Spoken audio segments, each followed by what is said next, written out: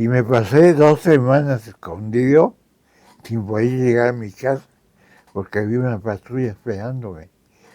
Todo por haber hecho una película. Así se las gastaban en aquella época, la censura.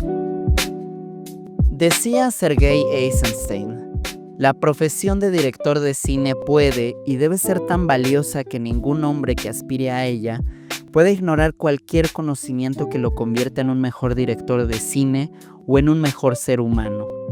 Esta es una cita que perfectamente se acopla a uno de los directores más importantes del cine mexicano, en especial durante una de las eras más turbulentas de nuestra cinematografía y que además aprovechó todo el conocimiento adquirido tanto en su carrera como cineasta como en su vida académica para compartir su vida a través del cine y la docencia. Autor de clásicos como Muñeca Reina, Llovizna, El infierno de todos tan temido y Esperanza, Sergio Oljovich es un artista rebelde en forma y discurso que nos recuerda y alienta a mantener viva la naturaleza transgresora del cine. Antes de irme a Rusia estudié 3 años con un maestro que había que se llamaba Sekizano, aquí en México, un japonés, que trajo el método Stanislavski a México y yo estudié con él 3 años. Puesta de escena de teatro. Yo estudié teatro antes y me estudié cine.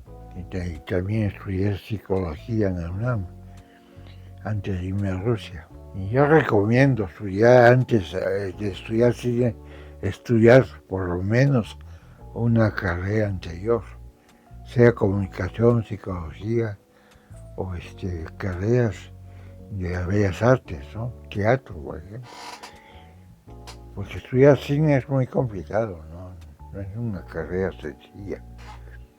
Y bueno, yo llegué y un amigo que tenía yo entonces, que estudió conmigo teatro con Sekizano, él se quedó en México y yo me fui a Rusia.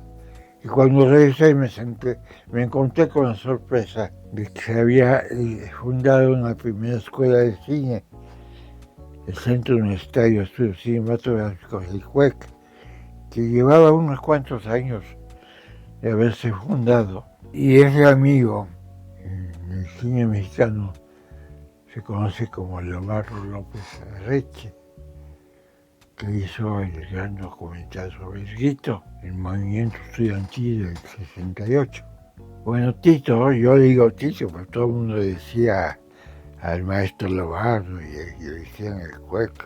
Al día siguiente, yo llegado a México, me fue a ver en mi casa, nos dimos un abrazo y todo. Yo doy clases en el cueco, pero de verdad no soy cineasta. Yo nunca estudié cine. Pero no hay maestro de cine en el cueco.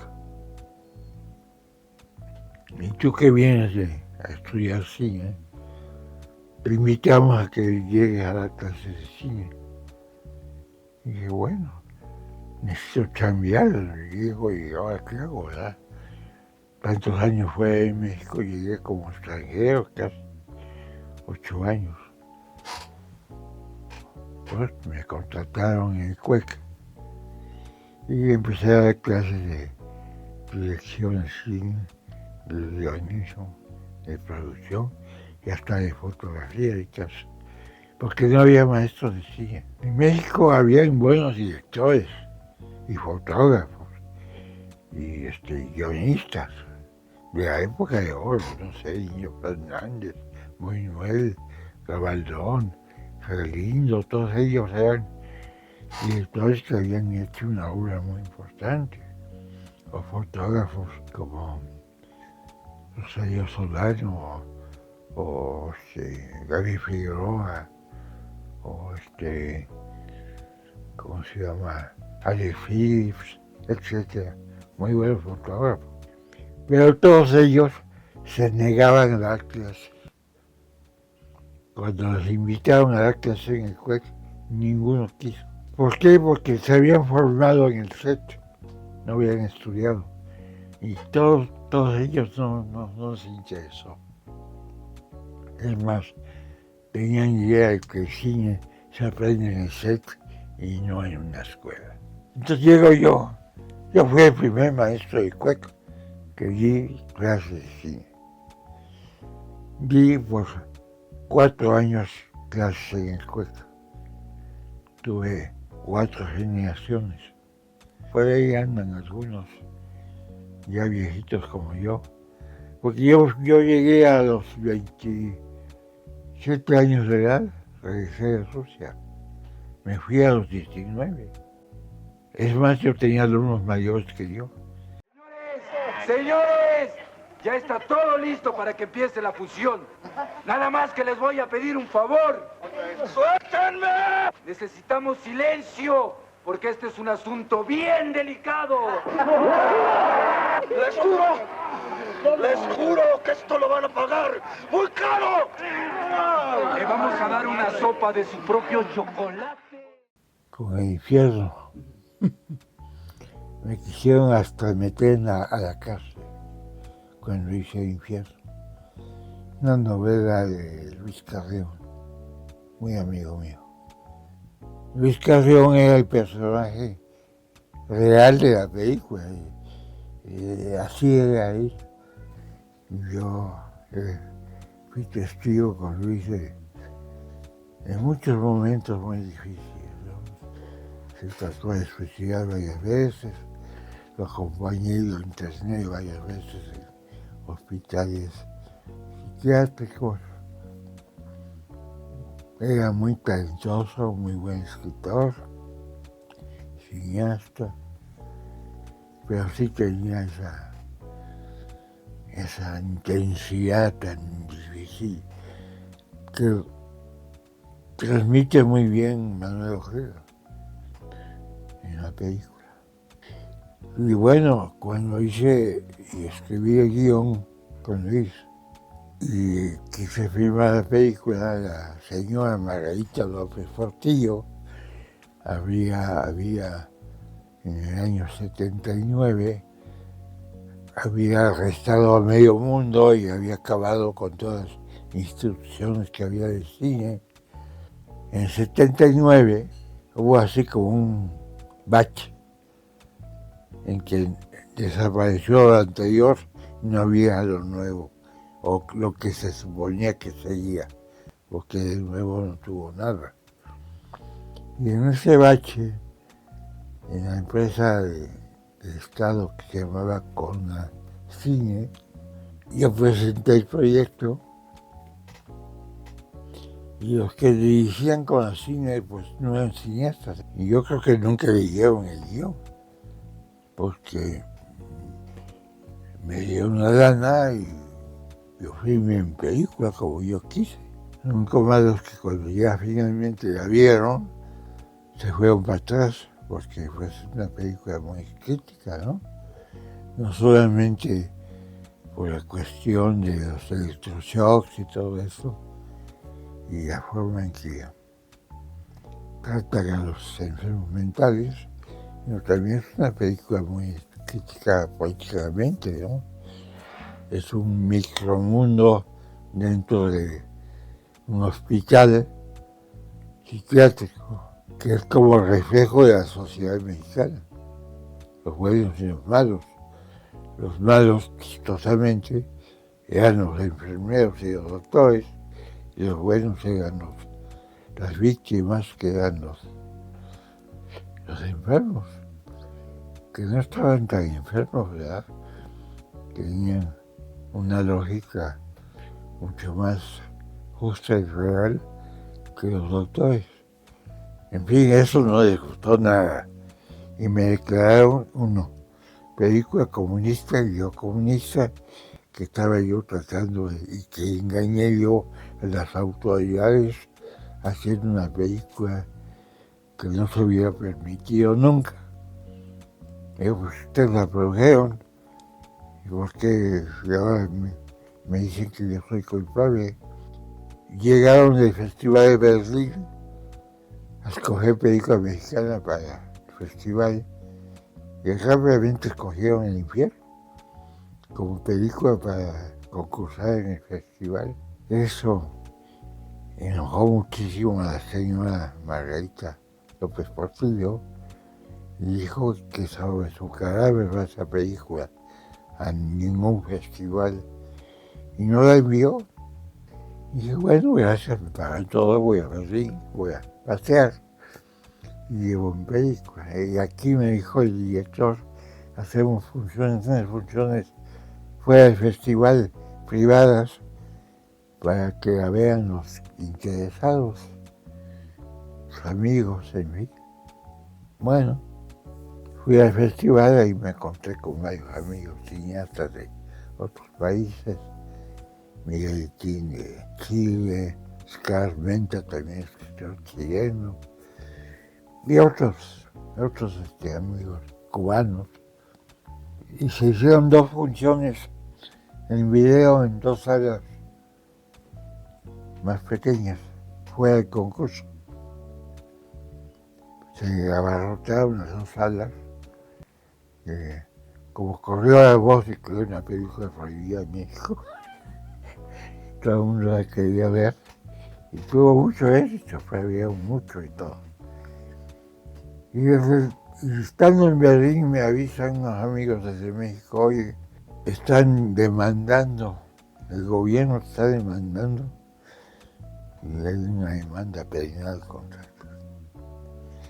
Así que cuando llegues a México, te vamos a ayudar. Y por favor, cuando bajes las caídas del avión, va a haber una combi blanca y te metes rápido a la combi y te tiras al piso. Y yo digo, ¿y mi maleta? La tengo que recoger. No te preocupes, ahí te la recogeremos. Así fue. Llegué, bajé las caídas y estaba la combi blanca. Me estaban esperando, tírate al suelo. Me tiré al suelo y la combi salió por otra salida del aeropuerto. ¿Cómo entraron? No sé, porque se supone que no se puede, ¿no? Y me sacaron así mis amigos cómplices. Y me pasé 2 semanas escondido sin poder llegar a mi casa porque había una patrulla esperándome. Todo por haber hecho una película. Así se las gastaban en aquella época, la censura y... Hasta que mis amigos y yo se nos ocurrió, amigos, compañeros directores,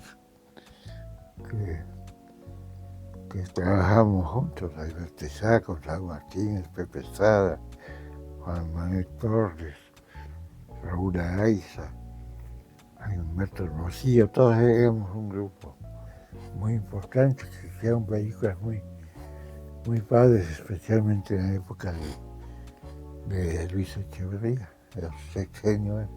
Decidimos escribir una carta a la señora Margarita. Ella era escritora y publicaba libros. Señora, usted como escritora escribe libros para que la lean el pueblo. Pues yo hago películas para que vean mis películas. Somos iguales y artistas incomprendidos y que nos persiguen. No se vale, usted que es tan intelectual y tan artista, pues debe entender. Yo un milagro al día siguiente me llama por teléfono. ¿Cómo sabía dónde estaba yo? Pero yo supongo que sabían desde un principio dónde estaba yo, ¿verdad? Pero no me quisieron levantar como quien dice, ¿no? Señor Jovich, su carta me ha llegado hasta el corazón. Tiene usted toda la razón. Ya di orden para que ya no lo demanden. Es usted un hombre libre. Y por favor siga haciendo grandes películas. Estaba loca el señor, ¿eh? Se creía Sor Juana Inés de la Cruz encarnada. Y no es la única película mía que tuvo problemas con... Porque hago un cine que se cataloga como de izquierda. Un cine crítico socialmente, inclusive político. Pasa lo mismo con Llovizna, con Esperanza, pues todas mis películas. Hasta las más hasta las menos políticas, entre comillas, tienen un mensaje social. Por ejemplo, yo hice una película con los Bukis. En aquella época, y todavía hoy, Marco Antonio Solís sigue una gran estrella. En aquella época eran los malos medios máximos. Pues me invitaron a hacer una película con ellos, yo la hice. ¿Por qué no? Todo género se vale. Y me interesaba hacer un género musical. Qué divertido, ¿no? Los Bukis son muchachos muy agradables, una música muy romántica, muy inclusive familiar. Un tipazo. Nos hicimos muy amigos. Hicimos la película tiene un mensaje social también. Hasta esa. Y bueno, he hecho películas de todo tipo, de todos géneros. Hice una, bueno, Esperanza es una coproducción con Rusia. Hice otra que se llama En un claroscuro de la luna, que es otra coproducción con Rusia. Hice una coproducción con Guatemala, un documental. Hice una coproducción con Estados Unidos, película en inglés, un western. Entonces, ¿qué director no quiere hacer un western, verdad? En aquella época, ahora ya no, pero en aquella época pues éramos adictos a esos géneros. Y todas mis películas, hasta Muñeca Reina, que es la primera que hice, tiene su crítica social bastante complicada, ¿verdad? Una película, yo le tengo cariño no solamente porque es mi primera película, sino que porque trabajaron ahí dos amigos míos, tres, Enrique Rocha, Ofelia Medina y Elena Rojo, todos amigos míos eran de mi generación. Es que mi generación no solamente fue de muchos directores nuevos, sino junto con Pegado eran actores nuevos, fotógrafos nuevos, técnicos nuevos, todo. Era un auténtico nuevo cine mexicano. Después de la época de oro, vino un bache de casi 2 décadas de cine, pues de muy baja calidad. Y nosotros llegamos a revolucionar de nuevo el cine, una nueva generación en los 70s. Y esa prohibición que hicieron con mi película marcó el fin de ese movimiento de cine de los 70, así se llama ahora. De ahí en adelante empezó un declive otra vez de películas de muy mala calidad. Образ Родины, образ России всегда живет в моей душе, в моем сердце. Умру ли я, ты над могилою гори, сияй, моя звезда. Умру ли я, ты над могилою гори, сияй. Bueno, Esperanza es otro tipo de películas totalmente en género histórico quizás, ¿no? El que es un reflejo de la historia de mi papá, es el pretexto que tomé, que yo conocía. Hay que afirmar lo que uno conoce, la verdad. O si no conoces, pues investiga tanto que llegas a conocer. Pero filmar así a lo loco, lo que sale son películas a lo loco. Y bueno, yo conocía pues la historia de mi papá, ingeniero petrolero, y tenía yo la idea de que las revoluciones son mundiales y unir la revolución rusa con la mexicana era el aspecto de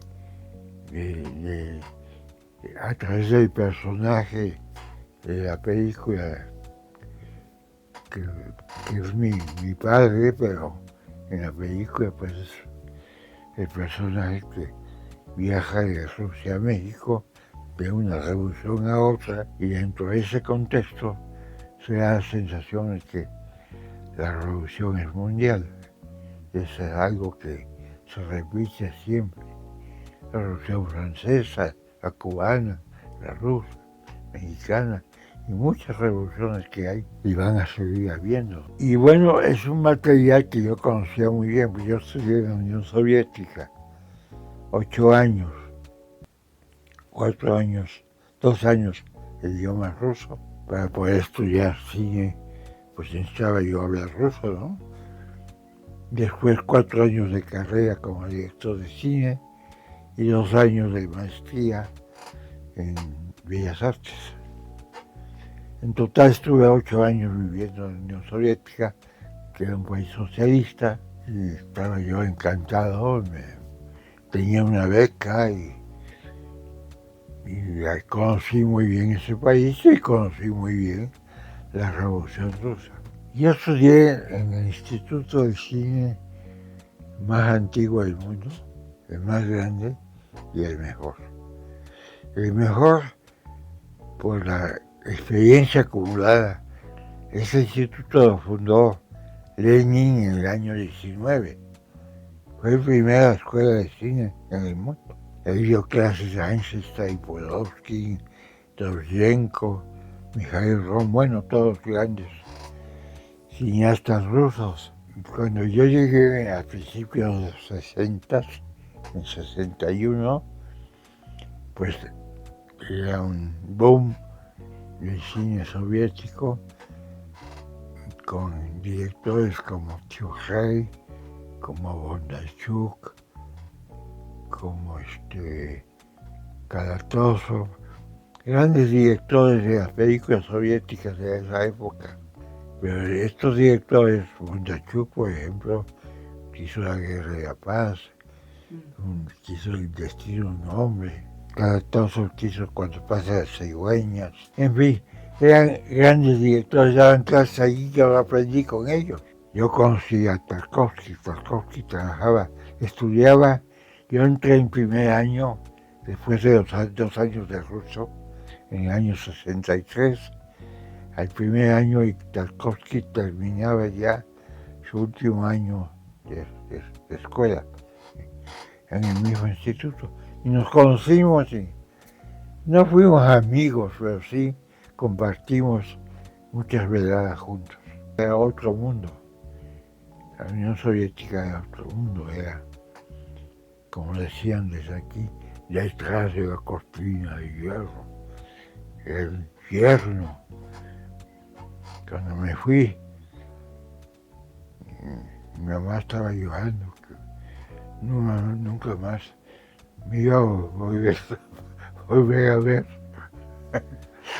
¿Por qué? Porque pues, todo el mundo tenía miedo de ir a ese país de comunistas horribles, ¿no? Y bueno, como mexicano también conocía muy bien la Revolución Mexicana. Y encontré este hilo que las une a través de la historia de la vida de mi padre, que así fue. Mi padre, por coincidencia, nació el 16 de septiembre, fecha de la independencia de México, y nació en el año 2000. Es un personaje de su época, totalmente, del siglo XX. Nace en el 2000 y muere hasta los 80. Y con ese hilo que me lleva de Rusia a México, de México a Rusia, como está narrada la película, ¿no? Voy y vengo. Inclusive uso material archivo auténtico para describir a un público que en general desconoce mucho, para que vayan entendiendo, ¿no? Tanto el público ruso como el mexicano. Muy chistoso porque a los rusos les encantaba la parte mexicana y a los mexicanos les encanta la parte rusa. Y sí, así es, ¿no? Así se aprende. Es una película, además de todo, también muy didáctica porque te muestra momentos históricos muy importantes tanto de Rusia como de México y del mundo en general, ¿no? Rusia y México tienen muchas coincidencias. Chistosamente son países muy lejanos entre sí, con culturas muy diferentes, pero a la vez el carácter ruso y el mexicano no es que sean iguales, pero son iguales en el sentido de la justicia. Los mexicanos peleamos por la justicia, los rusos igual. Y eso en alguna forma los une. Los mexicanos en Rusia la pasan bomba, los rusos aquí la pasan bomba. Yo soy un auténtico ruso mexicano. Mi papá era ruso, por ende, mi forma natural, tengo la nacionalidad rusa, pero soy muy mexicano porque mi mamá es muy mexicana, tabasqueña. Y eso me hace también muy universal, ¿no? Entonces en Esperanza yo junto todo eso, es una mezcla muy interesante, ¿no? No salió mal la película. Bueno, tuvo el Ariel, la mejor película del año. Y creo que 7 o 8 Arieles más, ¿no? De guión, actuación, no me acuerdo, son bastantes Arieles. Año 89. Ahí están, esos son los Arieles. Los 3 son míos, hay uno que es de mi esposa, que ella es directora de arte y hizo el arte de la película.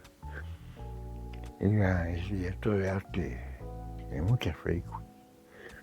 De la época de los 70, 80, 90. Y hasta ahora, porque yo acabo de estudiar una película que se llama 1985, que va de nuevo, otra vez histórica, pero ahí muestro la expropiación petrolera en México y mi esposa hizo el arte de la película. Es mi última película. He hecho 16 películas.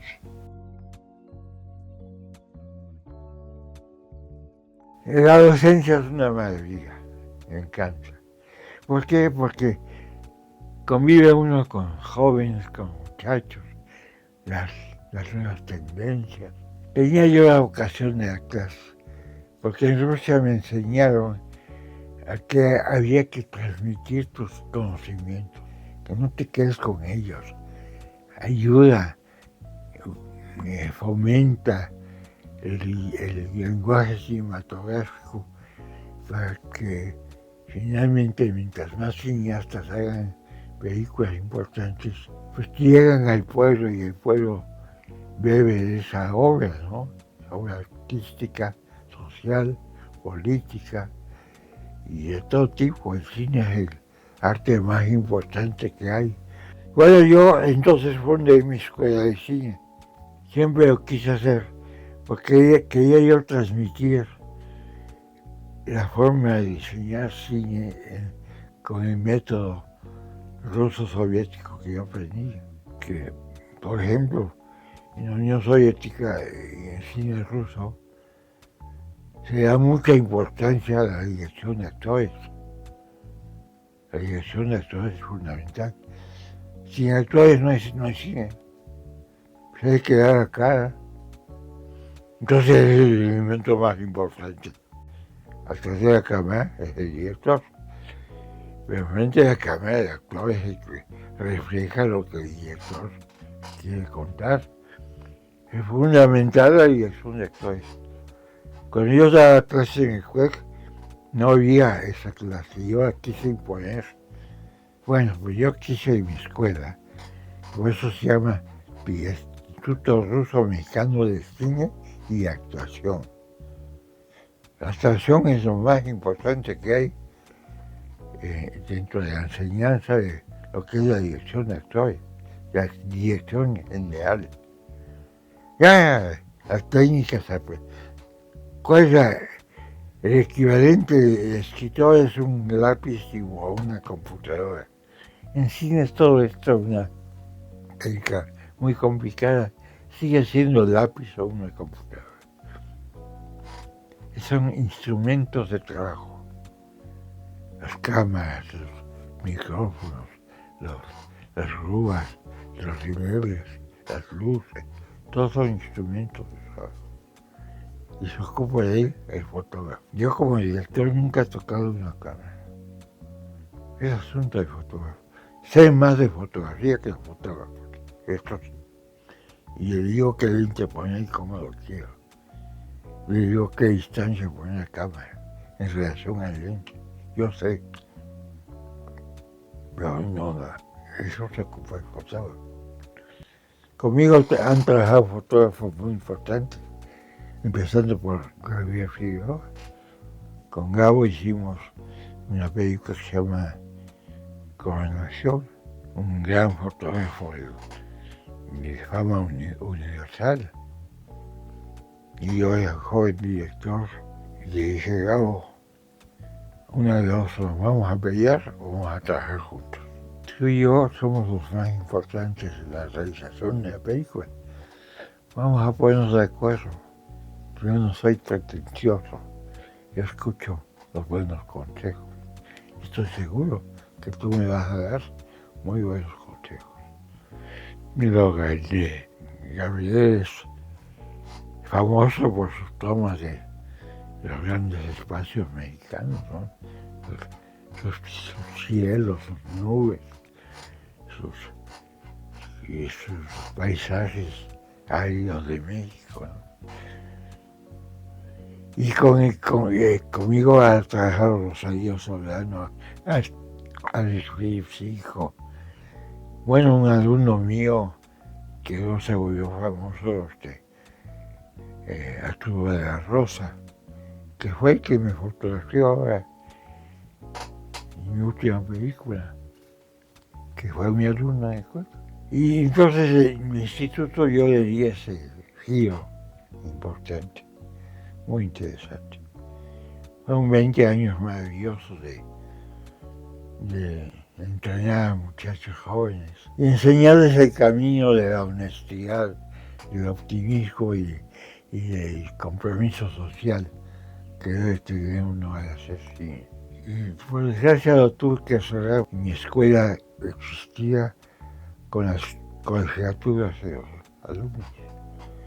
Y cuando llegó la pandemia del COVID, pues no habían alumnos, no pagaban, no podía pagar a los maestros, pues ya no, tuve que cerrar la escuela. Y volver a abrir ya estaba más complicado. Sin embargo, estoy pensando en volver a abrir, porque yo creo que a un artista cual fue, sea pintor, escritor, cineasta, está obligado a enseñar, a transmitir sus conocimientos. Es una obligación social y creativa, porque al enseñar uno también aprende. Uno enseña a nuevas generaciones y aprende uno con las nuevas generaciones. Yo puedo tener 84 años, pero yo estoy muy activo. A mí no me puede decir que soy un cineasta viejito. Estoy viejito por edad, pero no como cineasta. A ver, creo que el cineasta más antiguo y más legal que murió filmando. Chaveira de Oliveira, un cineasta portugués. El nombre ahorita se me fue. Manuel, perfecto. Muy bien. Tienes 10. Manuel de Oliveira murió a los 104 años filmando en el set. Ha sido una película cada año. Y es un buen director, ¿eh? Una muy buena película. Bueno, yo quiero romper ese récord. Por lo menos hasta los 105 años que viva yo. Tengo 84. Todavía puedo hacer unas 5 películas más. Por lo menos.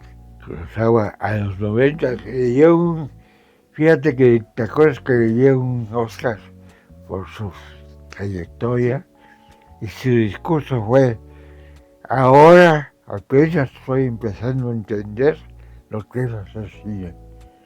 Eso fue lo que dijo Kurosawa al recibir a los 80 y tantos años el Oscar. Es muy complejo